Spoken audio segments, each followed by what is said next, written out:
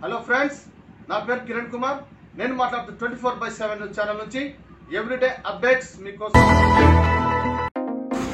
గూడూరు, కోడుమూరు పట్టణాలలో సోమవారం గణేశుని నిమజ్జన ఉత్సవాలను ఘనంగా నిర్వహించారు. కుల మత వర్గ విభేదాలు లేకుండా గణేశ నిమజ్జన కార్యక్రమంలో పిల్లలు, పెద్దలు, వృద్ధులు, మహిళలు పాల్గొని గణేశునికి ఘనంగా వీడ్కోలు పలికారు. గత 3 రోజుల నుంచి గణేశుని వివిధ రూపాల్లో పూజలు అందించి 3వ రోజున పిల్లలు, పెద్దలు, యువతీ యువకులు, మహిళలు భక్తి శ్రద్ధలతో పట్టణంలోని పుర వీధుల గుండా ఊరేగించి గణేశుని నిమజ్జనానికి ఘనంగా వీడ్కోలు పలికారు.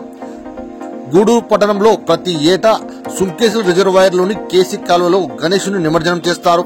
అదేవిధంగా ఈ ఏడాది కూడా పట్టణంలోని గణేశుని విగ్రహాలను మునగాల రహదారి గుండా కొత్తకోట గ్రామం మీదుగా సుంకేశ్వర గ్రామానికి తరలి వెళ్లారు. అక్కడ కేసీ కాలువలో నిమజ్జన కార్యక్రమాన్ని నిర్వహించారు.